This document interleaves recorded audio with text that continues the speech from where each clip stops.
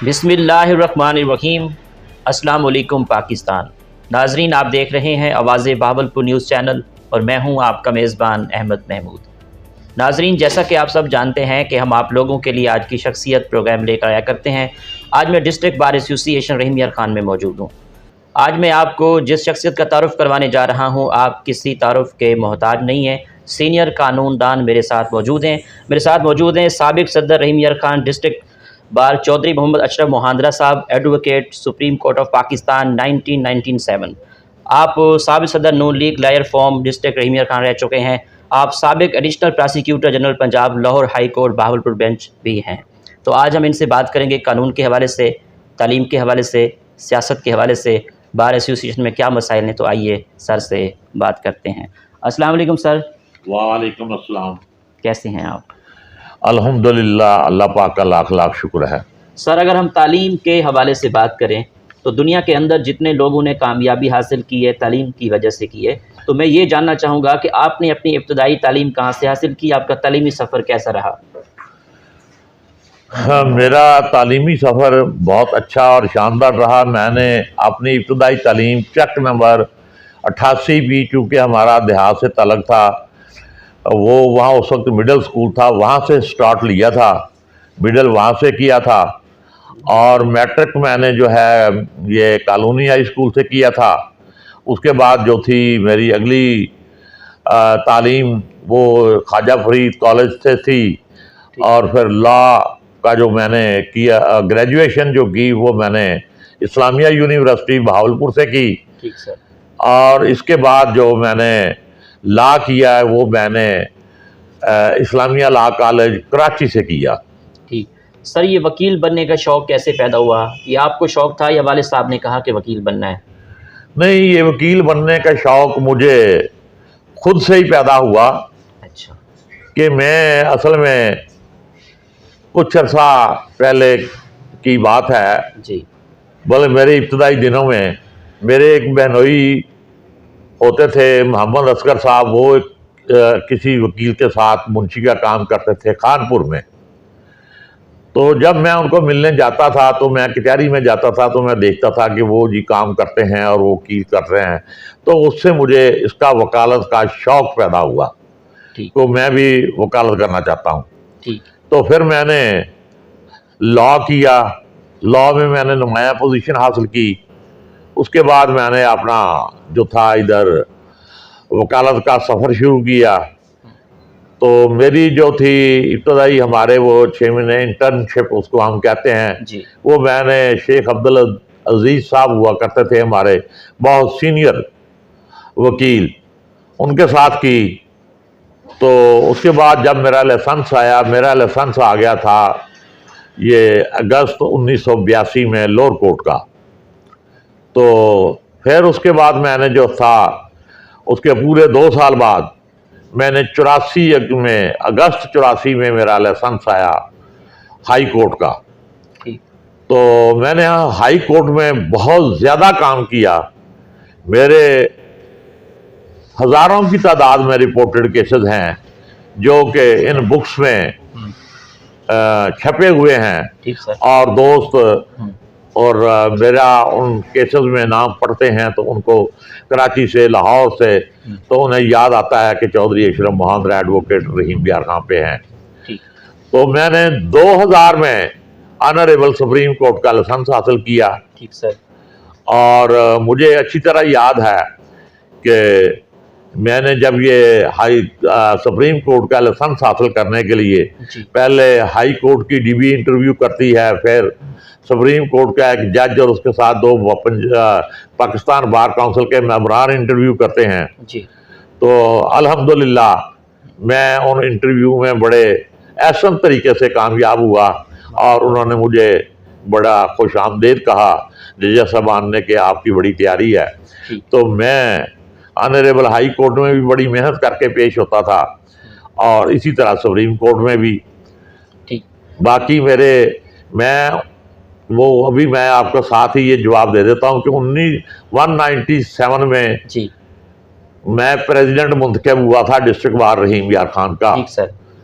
इसके अलावा मैं प्रेसिडेंट रहा हूँ मुस्लिम league lawyer wing district Rahim यार खां का। अच्छा सर। काफ़ी अरसा मैं उसका प्रेसिडेंट रहा हूँ। तो इसके बाद अब भी मेरा मुस्लिम लीग लायर विंग से तल्लक मौजूद है और सारे दोस्तों के साथ मेरा तल्लक है। तो इसी तरह से मैं ऑनरेबल हाई कोर्ट में बतौर प्रोसिक्यूटर जनरल के तौर पे डिप्टी प्रोसिक्यूटर जनरल मेरी तैनाती थी। अच्छा। तो मैं चूँकि एडवोकेट सुप्रीम कोर्ट था उस वक़्त, तो मुझे पहले 7-8 माह जो थे वो ऑनरेबल सुप्रीम कोर्ट में गुजारने का मौका मिला। वो मैंने सुप्रीम कोर्ट में मेरी ड्यूटी रही। उसके बाद फिर मैं जो है 3-3.5 साल ये हाई कोर्ट बहावलपुर बेंच में मैंने अपने फ़राइज़ सर अंजाम दिए। और इस तरह मैंने मेरी ज़िंदगी का ये सफ़र जो है ये जारी और सारी है।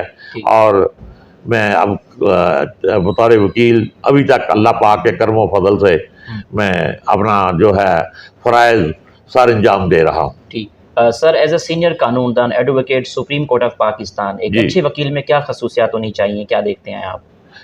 देखें जी, मेरी बात सुने जी। सबसे पहली बात तो ये है कि एक अच्छे वकील को जो है खुश अखलाक होना चाहिए, बाइखलाक होना चाहिए। अपने जो मुवक्किलीन हम जिनको कहते हैं, जो हमारे पास केस लेकर आते हैं, वो होते तो हमारे मेहरबान हैं क्योंकि हमें वो पे करते हैं। लेकिन इसके बावजूद हमने जैसे जो लॉ के मुताबिक हम उन्हें मुवक्किल कहते हैं, क्लाइंट कहते हैं, तो उनके साथ हमारा रवैया बहुत अच्छा होना चाहिए, काम दयानतदारी से करना चाहिए। केस जो बनता है उसमें खासी मेहनत करनी चाहिए। ये आपकी मेहनत में मुनहसर है कि अगर आप मेहनत करेंगे केस में तो कमज़ोर केस को भी आप जीत लेंगे, अगर मेहनत नहीं करेंगे तो आपका मजबूत केस भी हार जाएगा। ठीक। तो इसके लिए एक वकील के लिए ये बहुत ज़रूरी है कि वो लॉ नोइंग हो, उसको अप टू डेट नॉलेज होना चाहिए। ये जितने हमारे ये रिसाले वगैरह आते हैं मंथली के, उनमें जो उनके हेड नोट्स होते हैं जिनमें प्रिंसिपल दिए होते हैं ऑनरेबल सुप्रीम कोर्ट ने, हाई कोर्ट ने, उनको बाखबर होना चाहिए, पढ़े होना चाहिए, ताकि पता हो कि फलां लॉ पे कौन सी लेटेस्ट अथॉरिटी है, फलां कानून में कौन सी लेटेस्ट अथॉरिटी है, ताकि जब वो अदालत में जाए, ऑनरेबल हाई कोर्ट में, लोअर कोर्ट में, ऑनरेबल सुप्रीम कोर्ट में, तो वो पूरे कानून का 4 कॉर्नर से उसको वाकफ होना चाहिए और उसके ऊपर वो अपना लॉ लेके जाए। ठीक। सर, एक वकील मुआशरे की इस्लाह के लिए क्या किरदार अदा कर सकता है? एक वकील मुआशरे की इस्लाह के लिए अपनी खिदमात जो है दयानतदारी से सारी अंजाम दे सकता है। नंबर 2,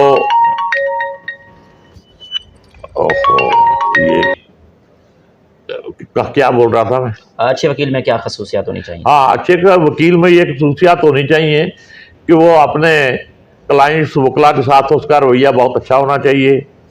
वो आएँ, उनकी बात तहम्मुल से सुने और उनकी दादरसी करें। इसके अलावा वकील को मुआशरे में दूसरी खराबियाँ जो हैं उनके ऊपर भी नज़र रखनी चाहिए, क्योंकि एक वकील जो होता है वो मुआशरे का अहम रुकन होता है, बल्कि क्रीम ऑफ दी वकील को जेंट्री कहते हैं। तो इस तरह से क्रीम ऑफ दी सोसाइटी कहते हैं। क्रीम ऑफ दी सोसाइटी होने के नाते वकील को अपने इर्द गिर्द में और साथ जो है अपने सारे गवर्नमेंट अदारे, उनके पे भी थोड़ा ध्यान होना चाहिए कि वो कैसे से अपने फ़राइज़ सर अंजाम दे रहे हैं और किस तरह से वो लोगों की खिदमत कर रहे हैं। तो उसमें थोड़ा बहुत मेरा ख्याल ये है, मैं ज़ाती तौर पे मैं ख़ुद भी ये खिदमत सर अंजाम देता रहा हूँ NGOs के तौर पे। तो मेरी दोस्तों से भी रिक्वेस्ट होगी कि अगर किसी के पास टाइम हो तो वो बतौर NGOs के लोगों की खिदमत करने में बहुत ही लुत्फ़ आता है, मज़ा आता है और अल्लाह पाक भी इससे खुश होते हैं। अल्लाह पाक और अल्लाह पाक के नबी पाक सल्लल्लाहु अलैहि वसल्लम के सदके अल्लाह पाक फिर उनके तमाम जो मसाइब हैं उनको भी हल करता है। ठीक। सर, बार और बेंच के ताल्लुक को कैसे देखते हैं आज के दौर में? जी, आज के दौर में मैं तो अपना ज़ाती तौर पे, चूँकि मैं प्रेसिडेंट भी रहा हूँ जी, इसके अलावा मैं बार के बहुत मुख्तलिफ ओहदाजात पे रहा हूँ, तो मैं ये देख रहा हूँ कि कि बार और बेंच जिस तरह से कहा जाता है कि ये बड़ी पुरानी कहावत हो गई है, गाड़ी के दो पहिए हैं, बिल्कुल दो पहिए हैं। जब तक बार और बेंच, जजेस और वकला आपस में अच्छे तरीके से नहीं चलेंगे तो वो इंसाफ नहीं दे पाएंगे। लिहाजा एक वकील को भी अपने क्लाइंट के लिए, उसको इंसाफ दिलाने के लिए मेहनत करके कोर्ट में जाना चाहिए और कोर्ट की तसल्ली तशफ़ी करानी चाहिए उस केस में। और ऑनरेबल कोर्ट जो है, हमारे सिविल जज साहबान, एडिशनल डिस्ट्रिक्ट जज साहबान, सेशन जज साहबान, उनको भी जो है एक वकील को सुनने का मौका देना चाहिए। अनहर्ड किसी को कंडेम नहीं करना चाहिए, ताकि समाअत करने के बाद वो जो भी फैसला करें कानून और इंसाफ के ऐन मुताबिक हो। आप जो बात कर रहे हैं उसके बारे में मैं ये बात कहूँगा कि काजी की सिफात के बारे में हमारा जो दीन है, हज़रत मोहम्मद सल्लल्लाहु अलैहि वसल्लम ने उसके बारे में जो कुछ इरशादात फरमाए हैं वो हमारे दीन में बिल्कुल मौजूद हैं। हम अगर उनके ऊपर चलें, काजी की जो सिफात हैं उनके ऊपर जज साहबान चलें, तो काजी की सिफात के अगर मालिक हो जाएंगे तो कानून में इंसाफ करने में किसी किस्म की कोई रुकावट पैदा नहीं होगी। ठीक। सर, जजेस साहबान के लिए इंसाफ मुहैया करने के लिए किन किन चीज़ों का ख्याल रखना चाहिए? जजेस साहबान को इंसाफ मुहैया करने के लिए पर्टिकुलरली मैं ये बात कहूँगा कि दोनों फरीकैन को सुनना बहुत ज़रूरी है और तहम्मुल और हौसले के साथ दोनों फरीकैन को सुना जाए। दोनों फरीकैन को सुनने के बाद उसका जो भी फैसला हो कानून और इंसाफ के मुताबिक वो किया जाए। उसमें उनको उस कानून को भी देखना चाहिए कि जिस कानून के ताबे वो केस है, और उसमें honourable high court, supreme court के जो नज़ायर हैं, अथॉरिटीज़ हैं, उनको भी देखना चाहिए कि honourable high court, supreme court में उसमें क्या ला ले डाउन किया है। इन सारी बातों को मद्देनजर रखते हुए फैसला करना चाहिए और फैसला इंसाफ के ऊपर मबनी होना चाहिए। ठीक। और फैसले से ये बात झलक नजर आनी चाहिए कि इसमें इंसाफ हुआ है। ठीक। सर, सुप्रीम कोर्ट में कौन कौन से केस पेंडिंग है और इस पेंडेंसी को कैसे ख़त्म किया जा सकता है? देखें जी, सुप्रीम कोर्ट में बहुत से केस पेंडिंग हैं जी, जिनमें सुप्रीम कोर्ट में एक तो यहाँ की जो लोअर कोर्ट, हाई कोर्ट से केस फैसला होते हैं उनकी अपीलें होती हैं वहाँ। दूसरा, कुछ डायरेक्ट जो है केसेस वो रिट पिटीशनें भी ऑनरेबल सुप्रीम कोर्ट में होती हैं। तो जजेस साहबान पे बड़ा बर्डन है वहाँ। हम ये समझते हैं कि हमारे सुप्रीम कोर्ट की जो अदलिया है, जज साहबान हैं, they are working very hard, very honestly. We are so proud on our Supreme Court कि वो बहुत ही आला कारकर्दगी से अपना काम जो है कर रहे हैं, और वकला को हमें तो उनके ऊपर फख्र करना चाहिए कि हमारे जज साहबान जो हैं वो बहुत अच्छा काम कर रहे हैं। ठीक। सर, हाई कोर्ट और सुप्रीम कोर्ट में जजेस की तैनाती का तरीकाकार किस तरह होना चाहिए, आप क्या तजवीज़ देंगे? देखें जी, मैं चूँकि बहुत पुराना वकील हूँ, मुझे 40-42 साल हो चुके हैं, तो हमारे पहले वक्त में हमने देखा था कि जजेस की तकर्री, हमारा जो चीफ जस्टिस साहबान होते थे या सीनियर जज होते थे, वो देखते थे कि जो वकला हजरात उनके पास पेश होते थे उनको वो मेरिट पे जज करते थे। किसी को पता ही नहीं होता था, ये खुफिया तौर पे नाम जाते थे, खुफिया तौर पे उनकी तकर्री हो जाती थी। और अगर कोई बंदा ख्वाहिश करता था कि मुझे जज लगाया जाए तो उसका नाम उसमें से निकाल दिया जाता था। तो वो एक तरीकाकार ऐसा था कि उसमें जो भी बंदा आता था मेरिट पे वो बहुत ही लर्नड किस्म का जज होता था। लेकिन अब ये जो जुडिशल कमीशन वाला है, इसमें ये है कि चलें, इसमें कुछ वकला की नुमाइंदगी है, कुछ जजेस की नुमाइंदगी है, कोई अपना ये सियासी पार्टियां हैं इनके नुमाइंदगान की नुमाइंदगी है।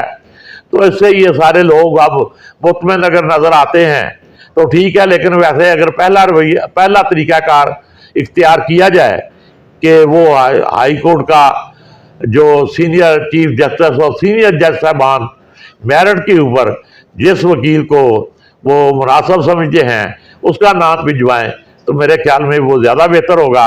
बेशक ये भी उसमें रह जाए जो जुडिशल कमीशन वाला है नाम, लेकिन वो भिजवाएं, खुफिया तौर पर रहें, और जुडिशल कमीशन में भी जो नाम डिस्कस हों उनके उससे भी इस बात का हल होना चाहिए कि वह नाम भी खुफिया हूँ। जिस तरह से ये अखबारात में आ जाता है, सोशल मीडिया पे आ जाता है, इससे लोगों में कोई बहुत बड़ा फिर दिलचस्पी और वो बढ़ जाता है। लिहाजा ये नहीं होना चाहिए। ये उस वक्त पता लगना चाहिए कि फलां बंदा जज बन गया है जब उसका नॉमिनेट वो हो जाए और उसका ओथ के लिए डेट मुकर्रर हो जाए। ठीक है सर, आपकी सियासी एफिलिएशन किस पार्टी से है? मैं मुस्लिम लीग नून का बहुत पुराना वर्कर हूँ। मैं मुस्लिम लीग नून लायर विंग में बतौर जनरल सेक्रेटरी काम किया। बतौर प्रेसिडेंट मेरा ख्याल है कि मैंने 10-12 साल काम किया। तो मैं मुस्लिम लीग, अब भी मेरा मुस्लिम लीग नून के साथ तल्लक है।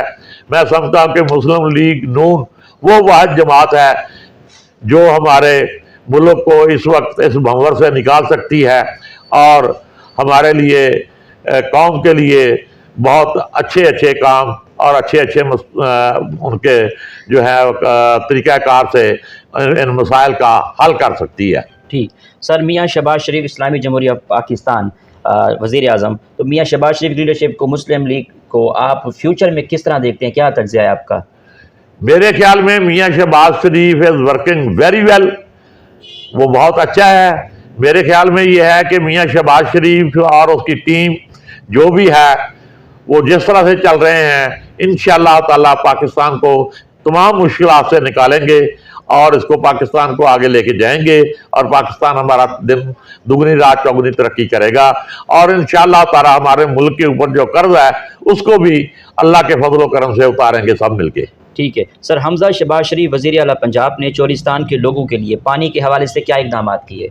देखें जी, हमजा शहबाज शरीफ साहब के ने मेरे नॉलेज के मुताबिक उन्होंने कमिश्नर बहावलपुर, डिप्टी कमिश्नर रहीम यार खान और जितने भी एसी साहबान हैं जो चोलिस्तान के इलाके से जिनका ताल्लुक है, सबको ऑर्डर दिया कि वो चोलिस्तान जाएं, वहाँ का पे जो है पानी मुहैया करें और इधर से पानी मुहैया किया जा रहा है। जब से वहाँ पे चोलिस्तान में पानी की कमी आई है तो मेरे ख्याल में किला द्रावड़ से लेके ये हमारे रहीम यार खां के आखिरी हिस्से चोलिस्तान तक हमारे जो है इस वक्त हमजा शहबाज शरीफ की हदायत पे अमल करते हुए हमारी लीडरशिप जितनी भी है मुस्लिम लीग नून की और हमारे ये जितने सरकारी अफसरान हैं वो भी, और इसके अलावा ये NGOs कुछ जो अपनी खिदमात सार अंजाम दे रही हैं उनका भी मैं जिक्र करना मुनासिब समझता हूँ कि बहुत सारी NGOs हैं जो वहाँ पे अपनी खिदमात सार अंजाम दे रही हैं और वो भी पानी वहाँ पहुँचा रही हैं। तो पानी के लिए अब इंशाअल्लाह ताला इस वक्त जो मौजूदा वक्त है, इस वक्त चोलिस्तान में पानी अल्हम्दुलिल्लाह लोगों को मिल रहा है, जानवरों के लिए भी मिल रहा है। इस वक्त पानी की चोलिस्तान में कोई कमी नहीं है। ठीक है सर, मरीम नवाज के आने वाले दौर में लीडरशिप को किस तरह देखते हैं? देखें जी, मरीम नवाज बीबी हमारी लीडर है, हम उसकी बहुत रिस्पेक्ट करते हैं। हम उसको देखते हैं कि वो आने वाले वक्त में वज़ीर आज़म पाकिस्तान होगी और उसकी काविश, मेहनत ये बात बता रही है कि वो बहुत बहादुर, निडर खातून हैं और सियासी बसीरत रखती हैं। सियासी उसकी बसीरत आपने उसकी तकारीर से सुनी होगी, आप भी सुनते हैं माशाल्लाह, चूँकि आपका ये एंकर पर्सन है, आप लोग हमसे ज़्यादा समझते हैं। तो मेरा ख्याल ये है कि मरियम बीबी एक बहुत अच्छी लीडर, अगर ख़वातीन में से बेनज़ीर के बाद कोई लीडर ख़वातीन में से होगी तो उसका नाम जो है वो मरियम नवाज शरीफ ही है। वो मरियम नवाज शरीफ बहुत अच्छी लीडर साबित होगी और इस वक्त भी है और उसने अपने आप को साबित किया है कि वो मुस्लिम लीग नून को आगे लेकर चलेगी और वो बहुत अच्छी लीडर है। ठीक है सर, डिस्ट्रिक्ट रहीम यार खान में मुस्लिम लीग नून से आने वाले इलेक्शन में कौन उम्मीदवार होंगे? जी, डिस्ट्रिक्ट रहीम यार खान से आने वाले वक्त में हमारे जो उम्मीदवार आने हैं वो हमारी टिप्स पे हैं, उंगलियों पे हैं। MNA का इलेक्शन जो है वो हमारे मियाँ इम्तियाज अहमद साहब हैं, वो हमेशा कंटेस्ट करते हैं, वो ही कैंडिडेट होंगे, उनको ही कैंडिडेट टिकट दिया जाए। मैं मुस्लिम लीग की आला क़यादत से रिक्वेस्ट करूंगा कि उनको ही टिकट दिया जाए। वो बहुत मेहनती और अच्छे ईमानदार सियासी बंदा है और वो कौम की खिदमत, अपने इलाके की खिदमत करने का अज़म है उसमें, और पहले भी उसने खिदमत सारे अंजाम दी हैं, आइंदा भी वो आला तरीके से खिदमत अंजाम देगा। इसके अलावा महमूद चीमा है, ये is also a very good MPA। Umar Jafar साहब हैं, वो भी MPA हैं, वो भी बहुत अच्छी शख्सियत हैं, बहुत काम करते हैं, मेहनती हैं, और उनका घराना पूरा जो है उमर जाफर का वो सियासी है। उसकी वालदा इशरत अशरफ, वो भी आपको याद होगा MPA हैं, और उसकी हमशीरा ज़ेब जाफ़र वो MNA हैं, और इसी तरह उसका वालद जाफ़र मोहम्मद जाफ़र इकबाल गुजर साहब, वो हमारे सेनेटर भी हैं और वो साबका डिप्टी स्पीकर भी रहे हैं, साबका MNA भी रहे हैं, और वो लोगों की खिदमत को अपना फ़र्ज समझते हैं और सियासत में उनका एक आला मकाम है। ठीक है सर, हमारी ज़िंदगी में रूल ऑफ लॉ की क्या अहमियत है? ओहो, ये बहुत अच्छा सवाल आपने किया। हमारी ज़िंदगी में रूल ऑफ लॉ की बहुत बड़ी अहमियत है। मैं ये कहता हूँ कि हमारी ज़िंदगी हर वक्त रूल ऑफ लॉ के पेश नज़र और कॉन्स्टिट्यूशन ऑफ पेश नज़र चलनी चाहिए। इसी के ऊपर कारबंद रहना चाहिए, वकला को भी, जुडिशली को भी और अवाम को भी। अगर हम रूल ऑफ लॉ की पैरवी करेंगे तो मेरे ख्याल में हमारे मुल्क में ये कोई इस किस्म का वो मामला नहीं होगा, ये कोई पेंडेंसी भी नहीं होगी केसेस की। रूल ऑफ लॉ तो एक बहुत बड़ी बात है। रूल ऑफ लॉ ही एक ऐसी चीज़ है जो लेके कौमों को आगे चलती है। ठीक है सर, आखिर में सुनने वालों को, देखने वालों को, वकला बरादरी को एज ए सीनियर कानूनदान, advocate, Supreme Court of Pakistan, आपका क्या मैसेज है? मेरी अपने वकला तमाम भाइयों से और दीगर तमाम दोस्तों से यही गुजारिश है। वकला से तो मैं यही गुजारिश करूंगा कि नए आने वाले वकला जो हैं वो बच्चे से अपने सीनियर्स की रिस्पेक्ट करें और अपने काम में मेहनत करें। जो वर्क इनको मिलता है उसके ऊपर मेहनत करें, खूब मेहनत करें। जब अदालत में जाएं तो 2-4 बुक्स उनके हाथ में होनी चाहिए जिसमें हाई कोर्ट, सुप्रीम कोर्ट का कानून जो लॉ लेड डाउन किया है वो, ताकि रेफरेंस दे सकें। और इसी तरह जो हमारे सीनियर दोस्त हैं उनके लिए भी मेरी ये गुजारिश है कि वो यंग नए आने वाले वकला को वेलकम कहें, उनसे प्यार करें, मोहब्बत करें, उनको काम सिखाएं और आसान तरीके से।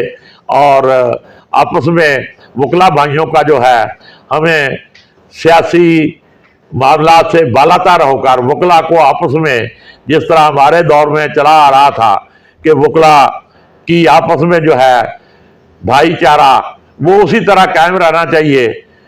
सियासत आती जाती है, हमारे आप देखते हैं कि वकला में सिर्फ 1 साल के लिए हमारा इलेक्शन होता है, तो 1 साल के लिए जो भी दोस्त आता है उसकी हम सारे वकला रिस्पेक्ट करते हैं, इज्जत करते हैं उसका बीना की, और उनके साथ चलते हैं। और अगले साल फिर अगर जमहूरी अंदाज को आप देखना चाहते हैं तो मैं समझता हूँ तो जो जमहूरियत वकला में पाई जाती है वो किसी और में नहीं पाई जाती। सिर्फ वकला ही ऐसी एक तंजीम है कि जिसमें हर साल इलेक्शन होते हैं और हर साल जो है ओहदेदार तब्दील हो जाते हैं। जी बिल्कुल। तो यही मेरी एक गुजारिश है तमाम साथियों के साथ कि अपना जो है अपना काम इंतहाई मेहनत, दयानतदारी, इखलास से करें। बस इन्हीं के साथ में आपसे इजाज़त चाहता हूँ। आपका बहुत शुक्रिया, आप तशरीफ़ लाए, आपने इंटरव्यू किया, मैं आपका बहुत मशकूर हूँ कि आपने टाइम हमारे लिए, कीमती टाइम में से कुछ टाइम निकाला और हमें कुछ कहने का मौका दिया। बहुत शुक्रिया। जी तो नाजरीन, आपने आज की शख्सियत प्रोग्राम सुना। एक नए प्रोग्राम में मुलाकात होगी, तब तक अल्लाह हाफिज़, अल्लाह निगहबान, पाकिस्तान जिंदाबाद।